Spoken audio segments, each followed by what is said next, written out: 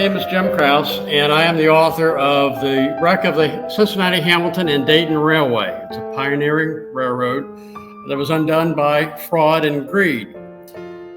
A little bit about me is that I'm originally from Hamilton, Ohio. I'm a Hamilton native. I graduated from Miami University, and I began my career as an accountant at the former Armco Steel in Middletown, Ohio. I spent 26 years after my 7 or so years at Armco Steel at Western Southern Financial Group here in Cincinnati as a director of internal auditing and investigations. After I retired from Western Southern, I worked for the Auditor of State here in Ohio, both in Columbus and Cincinnati, as an auditor and as a consultant. I also taught at my alma mater, Miami University. I developed the internal auditing class, and I taught there from 2012 to 2020 until the wonderful Wu flu put me out of a job. I'm also a certified fraud examiner. You're probably thinking, what is a certified fraud examiner, and is that anything anywhere close to being a certified public accountant? It is a very specialized certificate that basically concentrates on the fraud aspects of, or discovering the fraud aspects through accounting. So I started a little bit earlier, but how did this book come about? Well, the very earliest part of this came about when I was a kindergartner, okay? What you see on the right side, that little building, was my kindergarten school. Actually, at the very, very end where there's like a little shed, that was my actual classroom, okay? And what you see is a set of railroad tracks in front of it. That was from the Louisville, Cincinnati, and Dayton Railroad, and I'll talk a little bit about those here in a bit, that eventually became part of the CH&D, and they renamed it at that point as the Cincinnati and Dayton. That set of rails are still there to this day, even though the railroad has not been in existence, at least in that area, since about the 1920s. The funny thing is that I grew up having both sets of grandparents on various mainline railroads. Here in Hamilton, it was the Baltimore and Ohio, the former CH&D lines, that ran down 4th Street, and at my other grandparents' house was on the L&N, a little town called East Bernstead, Kentucky.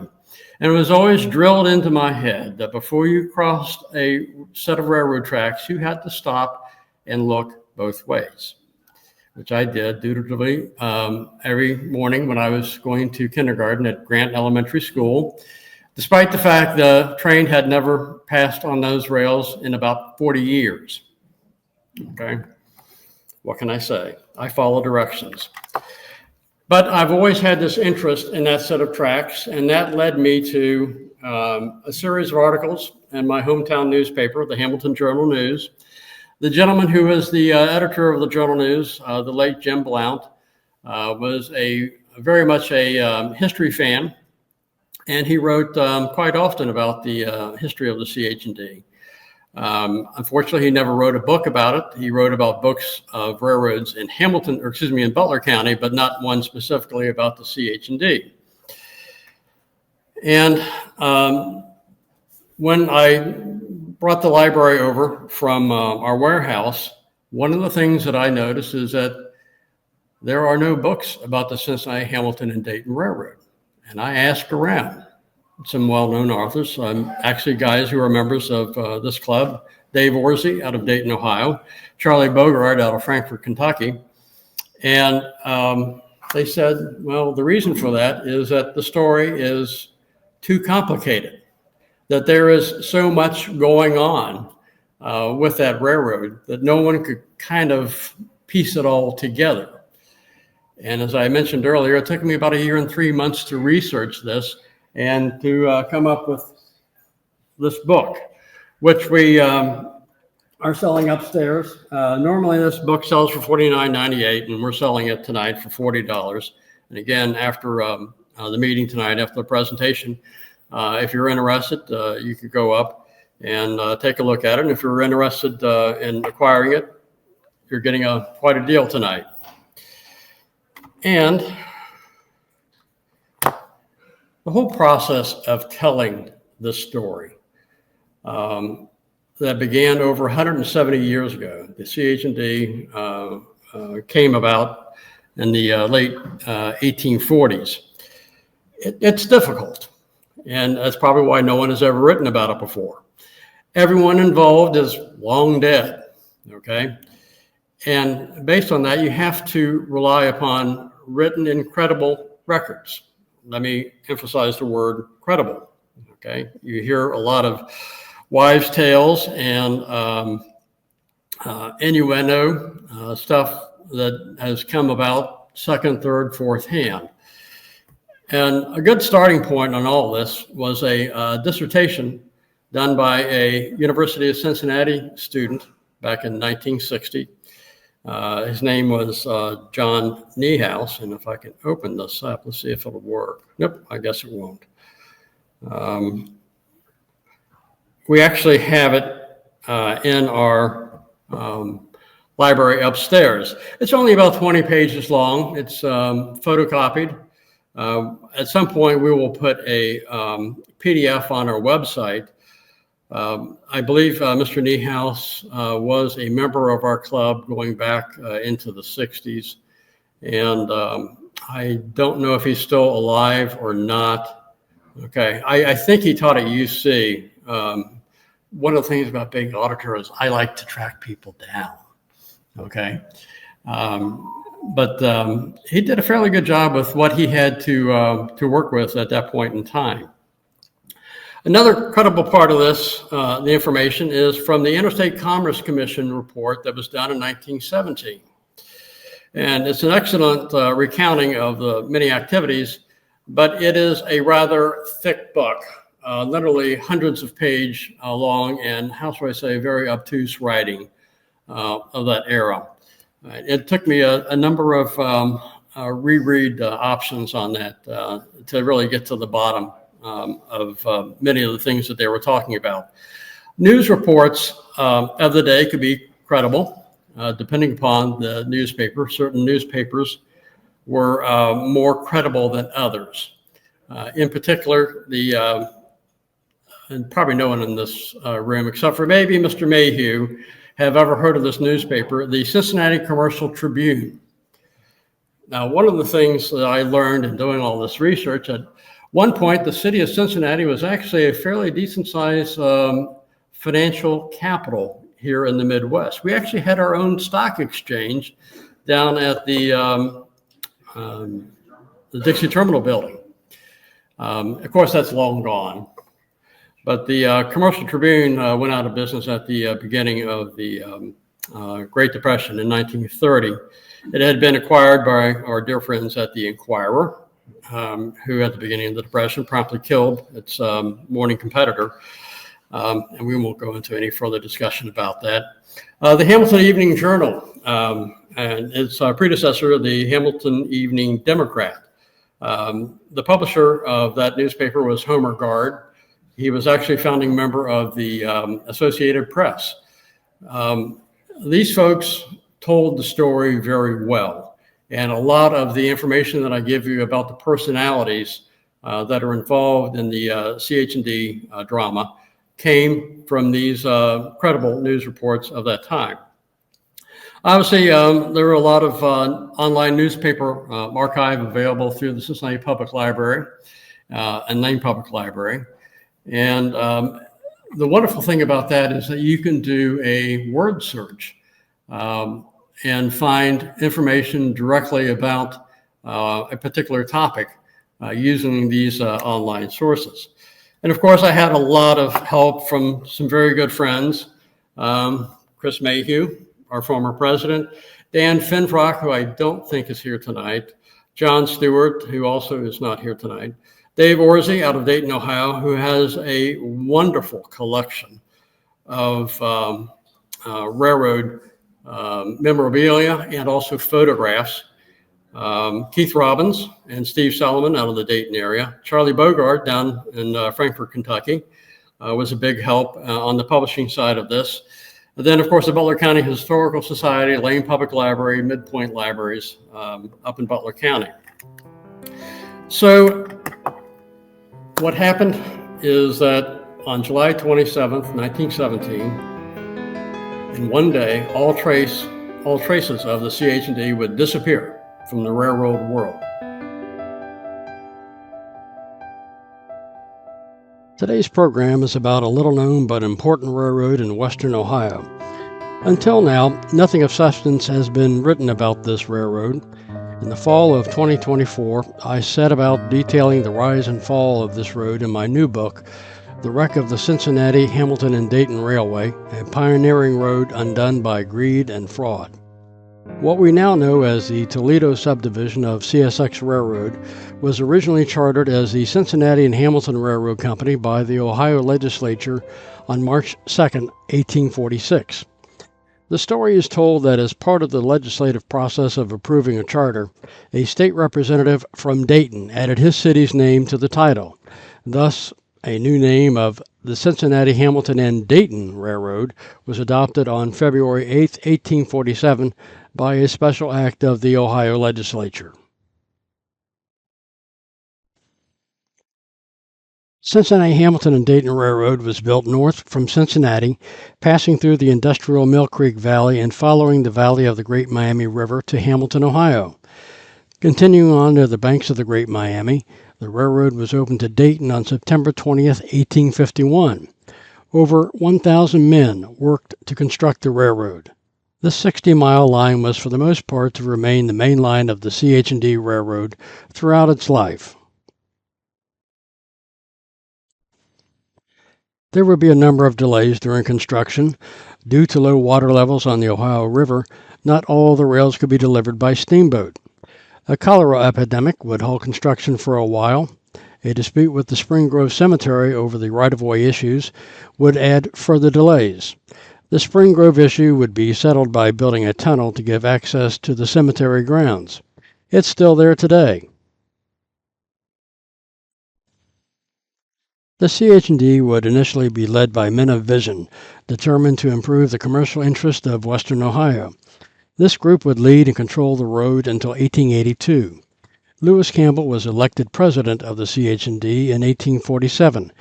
However, Campbell was, by most accounts, more interested in running for Congress than running a railroad. Campbell was replaced by Stephen S. Lammedieu, the publisher of the Cincinnati Gazette newspaper, who was elected president of the CH&D on July 3, 1848. Lammedieu would remain with the CH&D in this capacity until his retirement in 1870. It was reported that he raised over $1 million to build the railroad from investors in Cincinnati and New York City. Former Ohio Auditor of State John Woods was also instrumental in the development of railroads in southwestern Ohio from a financial point of view, raising substantial funds from both local and East Coast investors. John Woods served as president of the closely aligned Eaton Hamilton Railroad and the Junction Railroad Company in 1851 and 1852, respectively. Unfortunately, Woods would pass away in July of 1855. Robert M. Shoemaker, an experienced railroad builder, was hired in 1849 to construct the railroad. He had been chief engineer of the Mad River and Lake Erie and the Little Miami Railroads. Shoemaker would assume leadership of the CH&D in 1877 until local control of the road was lost to the Erie Railroad. Spoiler alert, if you were to research the Cincinnati, Hamilton, and Dayton Railroad on the Internet, you will find references to a John Alexander Collins as a founder of the CH&D. Not so. John Alexander Collins was born June 8, 1815 in Staffordshire, England, came to the United States in 1825 as a child. Collins had been credited in various online Internet sources as one of the founders of the Cincinnati, Hamilton, and Dayton Railroad as an engineer. It has been stated that he remained with the railroad until 1872, although other reports specify 1870 instead. These sources indicate that Collins died in January of 1878 of tuberculosis in Covington, Kentucky, and is buried in Woodland Cemetery in Dayton, Ohio. After extensive research, this author cannot find mention of Collins being involved in a founder capacity with the CH&D or a railroad magnate in any primary source material. Contemporary press of the time stated that Collins was one of the locomotive engineers on the inaugural run of the CH&D in 1851. We can confirm, however, that Collins is buried in Woodland Cemetery in Dayton, Ohio, with a 46-foot obelisk that marks his grave. By 1853, the CH&D found early success connecting to other railroad company lines passing east to west through Ohio to destinations such as Cleveland, Chicago, and St. Louis. Thus, the CH&D would offer a route to expand trade and travel to those cities. The various southern railroads would soon make connections in Cincinnati with trade in that direction, offering further commercial prospects. Investors in the CH&D included prominent Hamilton and Middletown men, as well as business and civic leaders from Cincinnati and Dayton. It is interesting to note that in the period between 1852 and 1859, the CH&D, along with the Eaton and Hamilton, Dayton and Michigan, and Junction Railroads, had such a close business relationship that included significant sharing of equipment and facilities. It was as if all four roads were being run as one. One theory regarding this is that there was commonality between shareholders of all four firms until 1859. It is important to understand that each one of the four roads were in fact legally separate entities. Now a little background about these three other railroads.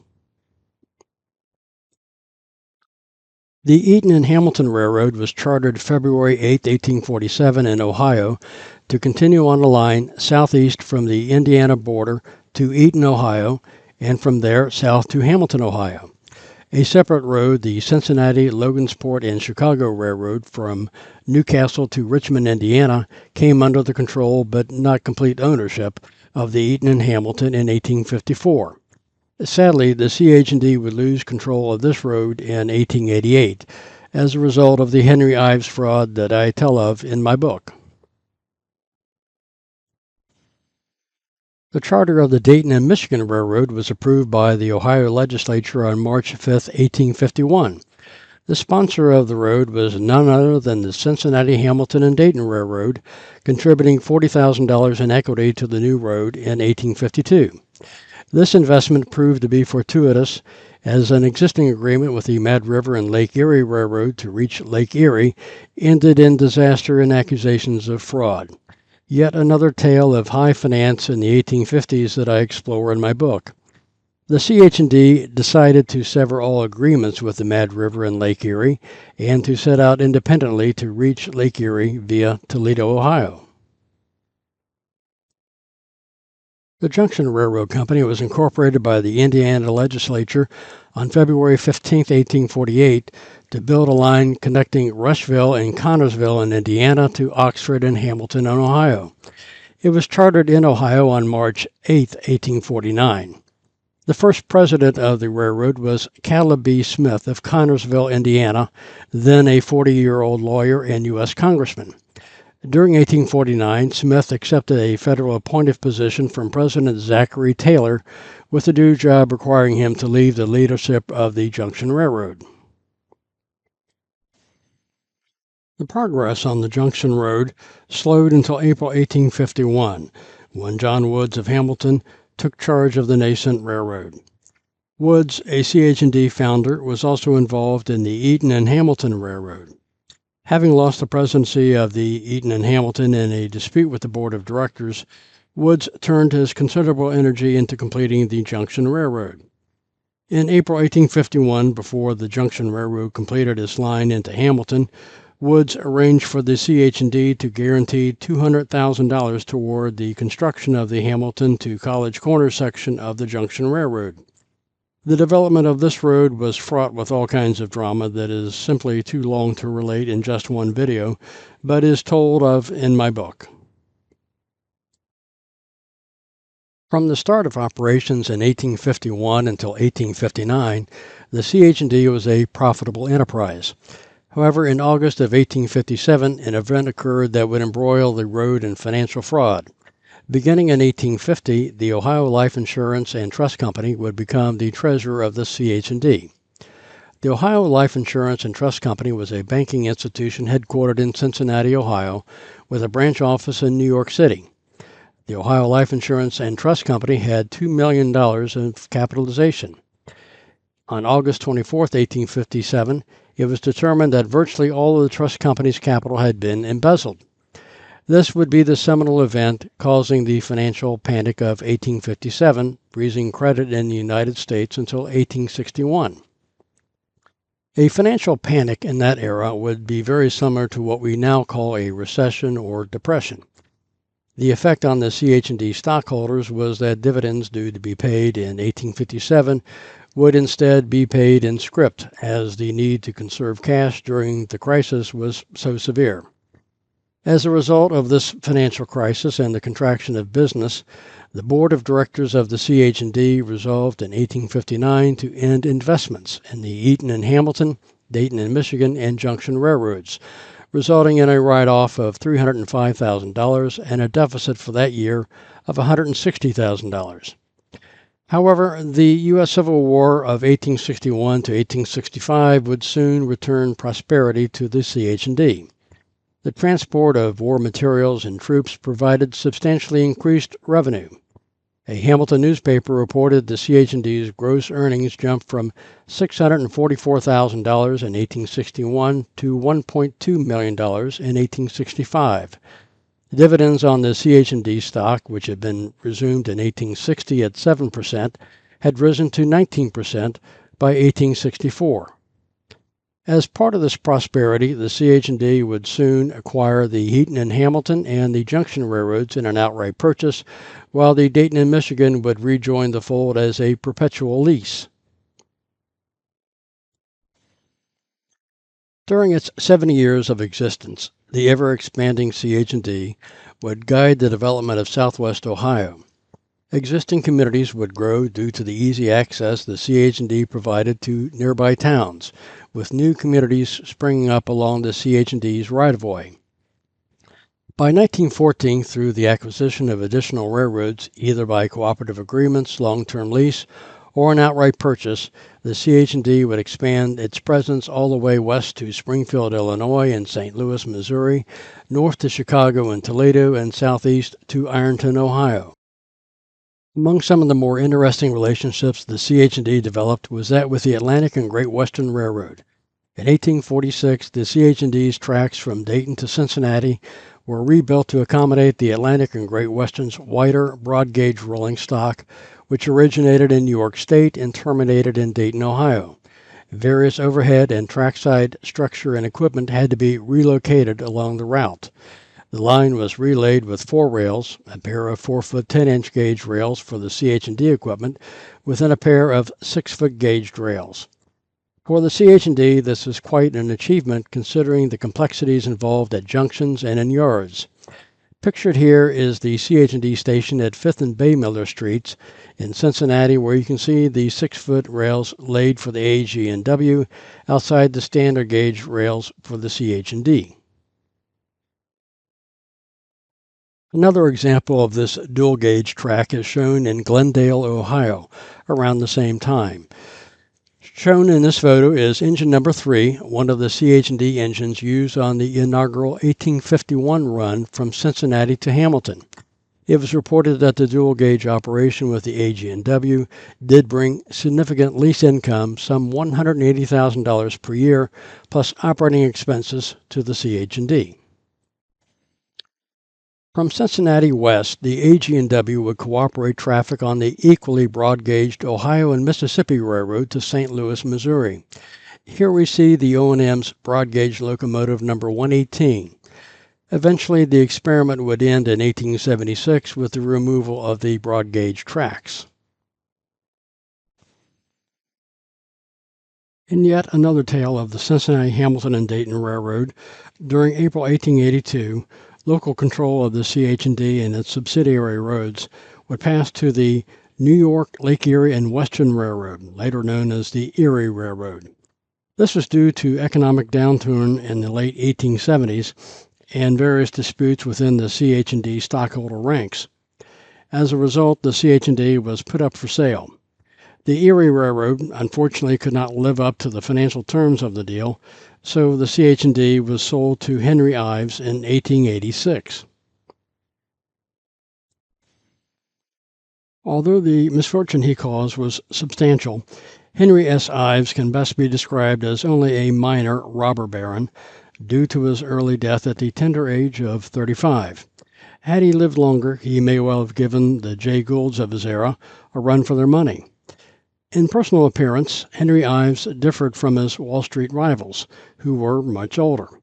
In his 20s, when his notoriety began, Ives was described as a baby-faced, slight of build, bespectacled, and short. Henry S. Ives was born in Litchfield, Connecticut in 1859 to modest means. He managed to get a job as a clerk at a New York City brokerage firm. Ives quickly learned the details of the railroad business. After he served only a few months, he astounded his employer by proposing a partnership. The employer declined, and young Ives found new employment with another broker. Ives soon made his first sensational move by cornering shares of a small telegraph company. The Board of Governors of the exchange declared his contracts invalid, however, and checkmated the young schemer.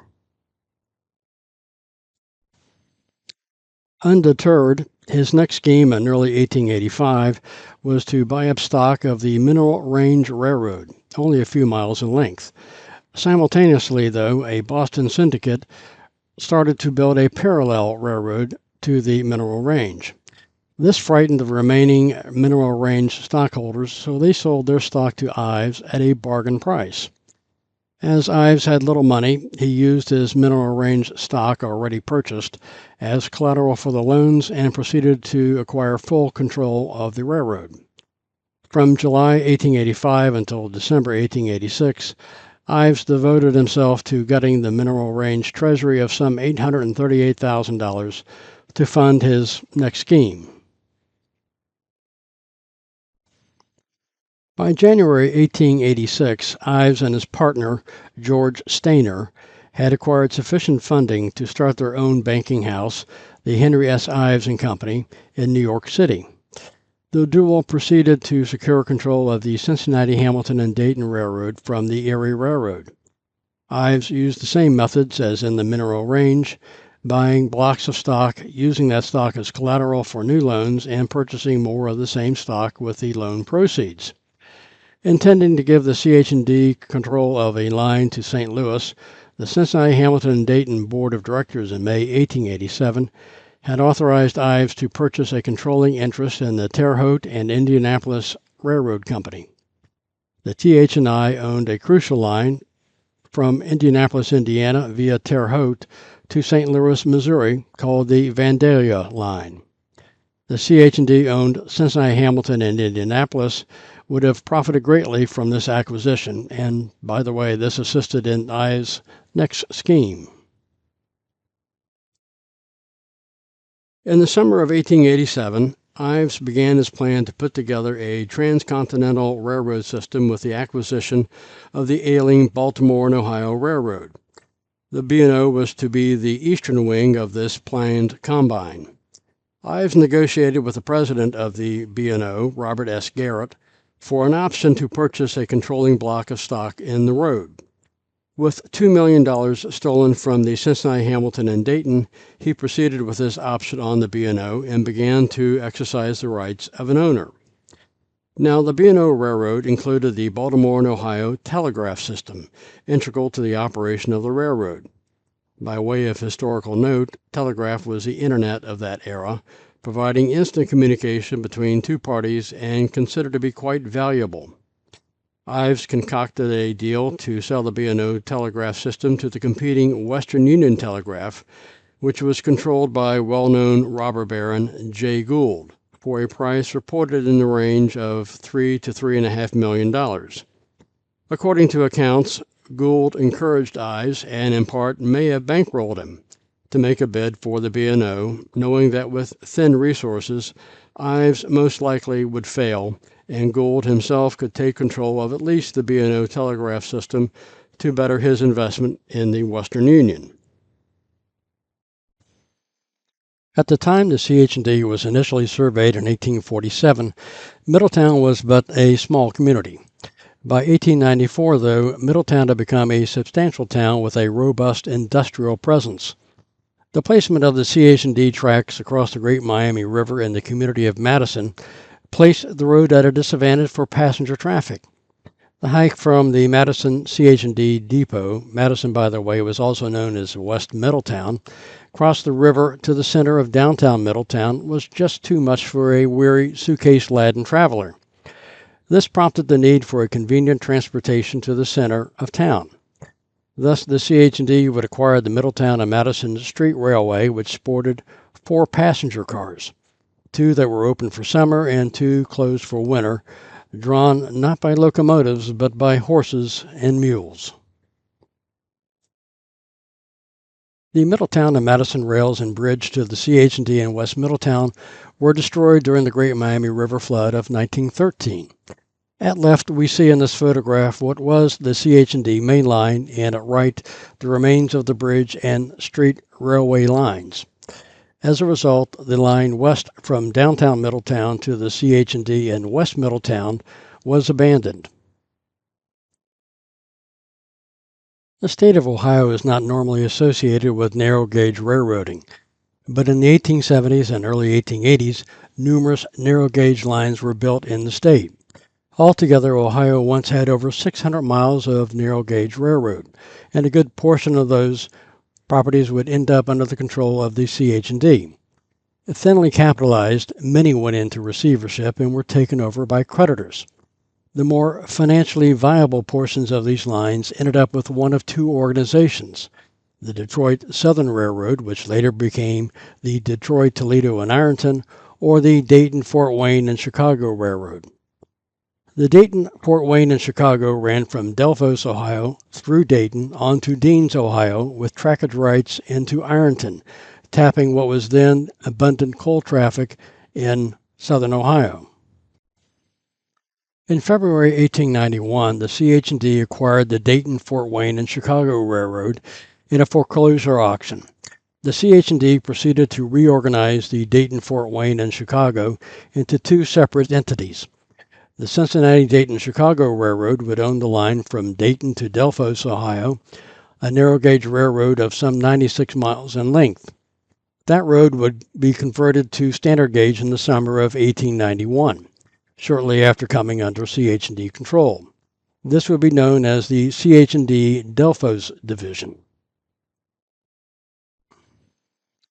The Cincinnati, Dayton, and Ironton Railroad was formed to hold the 184-mile line from Dayton to Ironton, Ohio. This part of the road had been the most prosperous portion of the old narrow-gauge empire because of the coal traffic originating around Jackson and Wellston, Ohio, and it would continue to handle a fair volume of coal for the CH&D. This would become the CH&D Wellston Division. At the end of the CH&D receivership in 1917, the 96-mile line of the Cincinnati Dayton Chicago would not be retained by the Baltimore and Ohio-owned Toledo and Cincinnati Railroad. As a result, the Cincinnati Dayton and Chicago line would be sold to outside interests. As originally proposed in the early 1880s, the Louisville, Cincinnati, and Dayton Railroad promised tremendous economic benefits to Hamilton and Middletown industries and citizens. Local products would bypass Cincinnati rail yard bottlenecks to reach new markets in the South, Southwest, and West. As originally conceived, the LC&D was proposed to be a 147-mile rail line from Middletown south to Hamilton. From Hamilton, the line would move southwest to the Indiana cities of Aurora, Rising Sun, Patriot, Madison, to Jeffersonville, just across the Ohio River from Louisville, Kentucky. When completed, the LC&D didn't start in Dayton, never reached Cincinnati, and came nowhere close to Louisville. 2 names prominent in the LC&D were William V. McCracken and John C. Fawcett. McCracken headed the W.V. McCracken & Company with offices at 42 Wall Street in New York City. Fawcett was a resident of Louisville, Kentucky. Little is known about either man except that their names appear as financiers, officers, or managers of proposed or existing railroads in Ohio, Michigan, Indiana, and Kentucky during the 1880s and 1890s.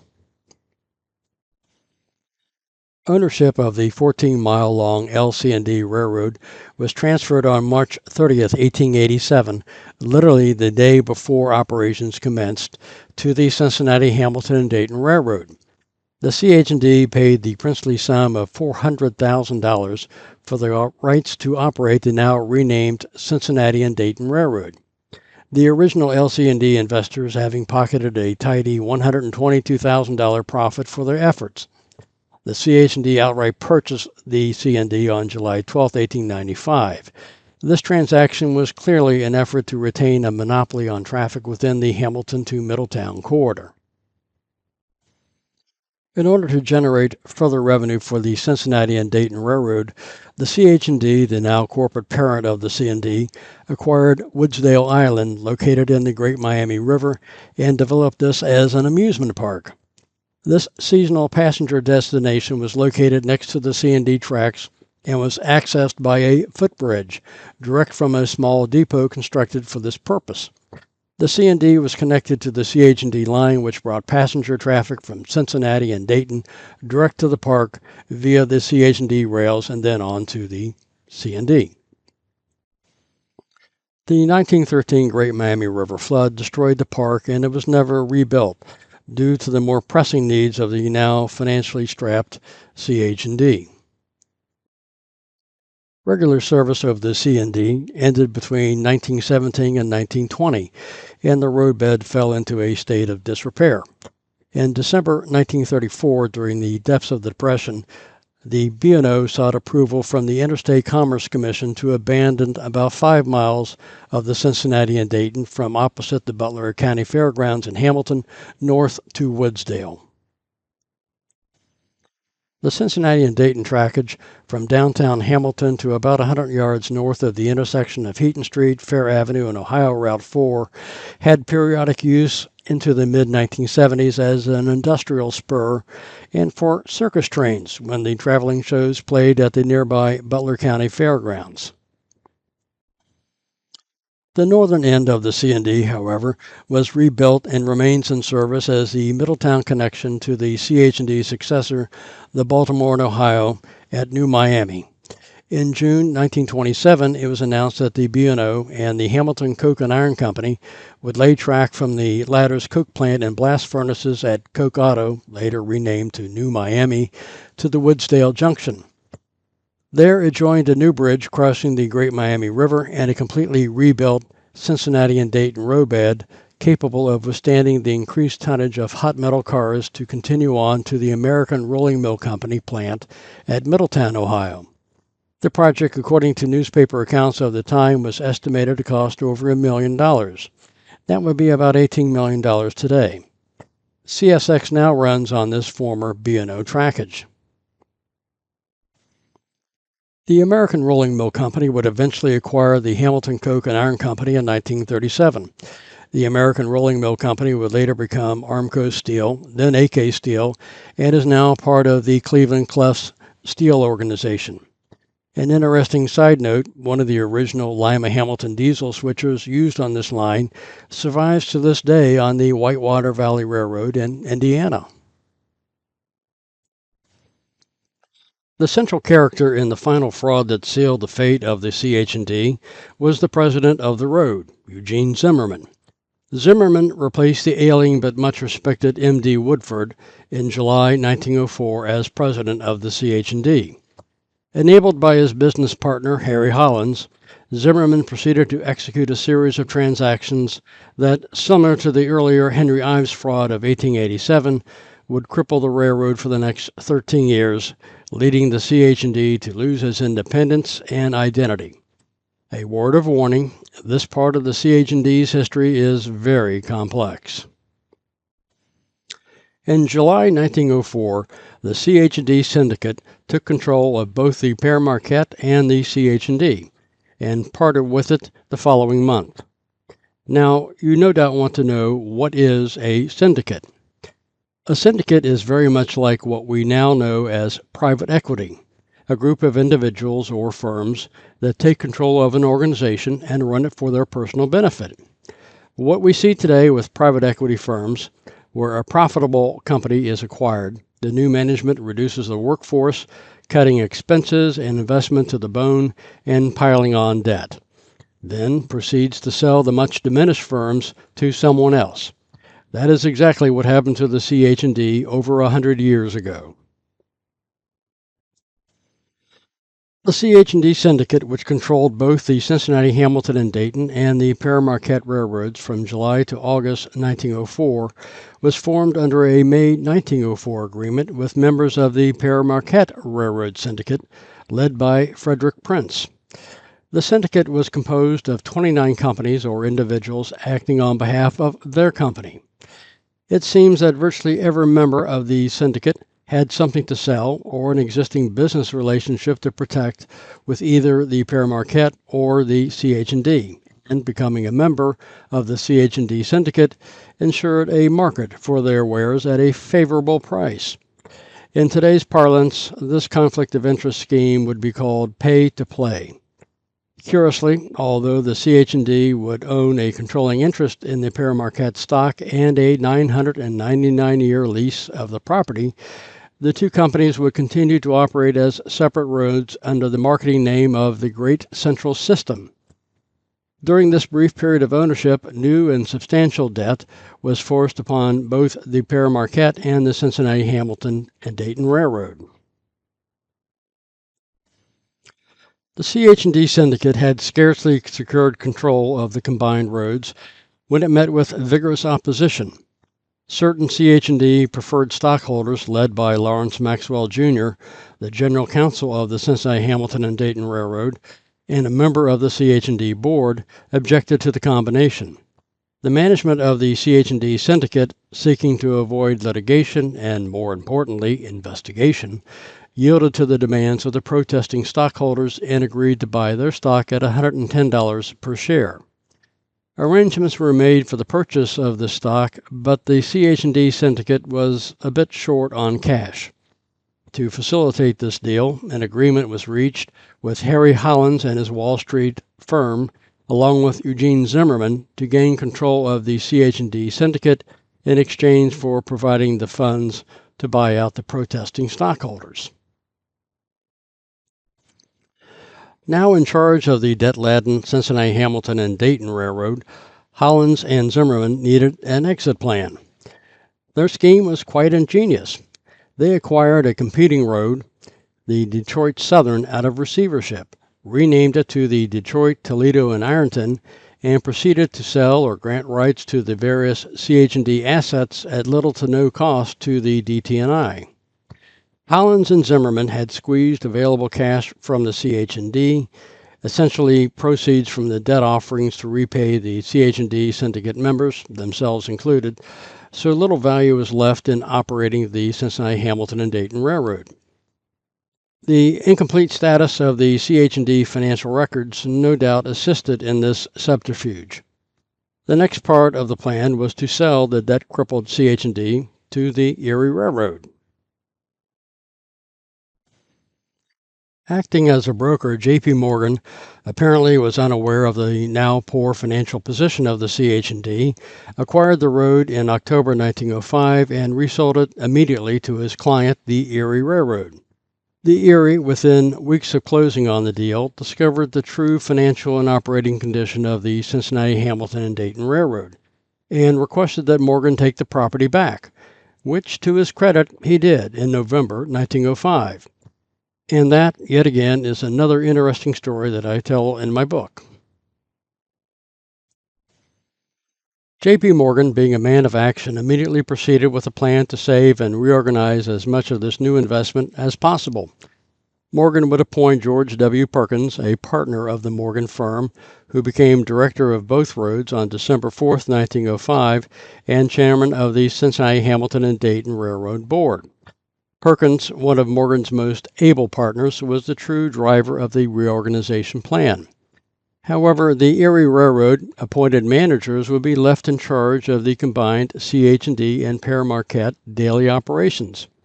One might question the decision of J.P. Morgan to allow officers of the Erie, which rejected the combined CH&D and Père Marquette, also known as the Great Central System, to remain in charge. The answer is simple. The J.P. Morgan and Company firm were financiers, not operators. Morgan had as partners various industry experts who, through experience, knew what needed to be done to resurrect the company. Morgan and Company had access to capital to achieve such goals, but they didn't want to be day-to-day operators. The veteran management of the Erie was best suited to run the CH&D and the Père Marquette in the interim until an exit strategy had been devised and executed. As part of this reorganization, various unprofitable acquisitions of other roads made during the CH&D syndicate era, including the Chicago, Cincinnati, and Louisville, and the Toledo Terminal Railroad, were divested. One of the Morgan clients selected to acquire the Cincinnati Hamilton and Dayton was none other than the Baltimore and Ohio Railroad. Geographically, the B&O was a good fit. The main line territory was for the most part non-duplicative, and the acquirer was on firm financial footing. On July 1, 1909, the Baltimore and Ohio signed an agreement with J.P. Morgan and Company to purchase virtually all of the outstanding CH&D common stock by July 1, 1916, at, quote, a fair and equitable price to be then determined by mutual agreement or by arbitration, unquote. In 1911, the Morgan firm would acquire the Père Marquette from the Baltimore and Ohio, severing the last connection to the Great Central System. The Great Miami River Flood of 1913 is considered one of the greatest natural disasters in Ohio history. Although the CH&D was not the only road damaged by flooding, it was the road that suffered the most damage owing to the fact of the location of the road, determined in the 1850s, was sited in many places near the Great Miami River to ease construction. The floods caused the loss to the CH&D and various subsidiary and leased lines of 9 bridges, 3 of which were over large rivers, of 61 miles of track, of station buildings, and the suspension of traffic and consequently revenue for several months. The reconstruction of the CH&D lines damaged by the flood amounted to $1.3 million, the funds of which were all advanced by the B&O. In June 1914, the Baltimore and Ohio Board of Directors concluded that it was no longer possible to profitably operate the CH&D system as then configured. The report indicated that advances of over $21 million had been made by the Baltimore and Ohio on behalf of the CH&D. Mention was made of the deficiency of equipment on the CH&D, the remedy of which would require substantial costs to hire additional equipment, as well as the poor earnings on many of the branch lines. The committee concluded that the B&O should no longer advance funds to take care of the CH&D's many financial and operational needs. Thus, the stage was set for the dismantling of the Cincinnati Hamilton and Dayton Railroad. As part of the various frauds perpetrated by the management and owners of the CH&D, the railroad was split apart, with the most important and profitable portion becoming the Toledo and Cincinnati Railroad, an operating division of the Baltimore and Ohio Railroad. The B&O would eventually become part of CSX, with the TNC becoming the Toledo subdivision of CSX. The story of the demise of the CH&D and its last decade of independent operation is fascinating and extremely complex, and involves the likes of J.P. Morgan. That story would take way too long to explain in this video, but is documented in detail in my book. I hope I've whetted your appetite to learn more about the Cincinnati, Hamilton, and Dayton Railroad. I have written a book, The Wreck of the Cincinnati, Hamilton, and Dayton Railway, a pioneering road undone by greed and fraud, which can be purchased from the Cincinnati Railroad Club online bookstore at cincinnati.rrclub.org. The cost is $49.98. The book is available from other outlets, including the Butler County Historical Society and online at the B&O Historical Society. And lastly, I would like to thank those who contributed information and photographs to this production, including Dan Finfrock, Dave Orsey, Steve Salomon, Keith Robbins, John Stewart, Chris Mayhew, the Butler County Historical Society, the Kraut Collection at Midpoint Library in Middletown, Ohio, the Cummins Collection at Lane Public Library in Hamilton, Ohio, and the Dayton, Ohio Public Library and the Cincinnati Public Library.